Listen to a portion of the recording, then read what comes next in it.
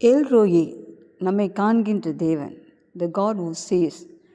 அவர் எப்படி நம்மை பார்க்கிறார் என்று சொன்னால், நம்முடைய எல்லா சுச்சுவேஷனிலும், நம்முடைய எல்லா உணர்வுகளிலும், நம்முடைய எல்லா பயங்களிலும், கைவிடப்பட்ட நிலைமையிலும் அவர் நம்மை காண்கின்ற தேவனாக இருக்கார்.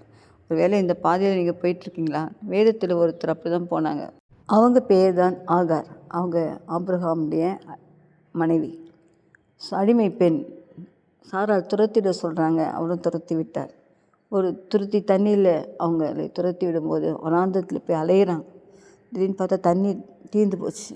குழந்தை அழுகுது, பசிக்காக அழுகுது. அந்த அழுத சத்தத்தை அவளால் கேட்க முடியல. ஆனால் கத்த அந்த சத்தத்தையும் கேட்டார். ஒரு தூதனை அனுப்பி பக்கத்திலே துறவு இருக்கு என்று சொல்லி தண்ணீரை காண்பித்தார். அவளும் தண்ணீர் எடுத்து தன் பிள்ளைக்கு கொடுத்தாள். அப்போ தான் அவள் பேரிட்டாள், நீர் என்னை காண்கின்ற தேவன். உங்களுக்காகவும் எல்ரோயி இருக்கிறார், உங்களை காண்கின்ற தேவன். கவலைப்படாதீங்க. அற்புதமாய்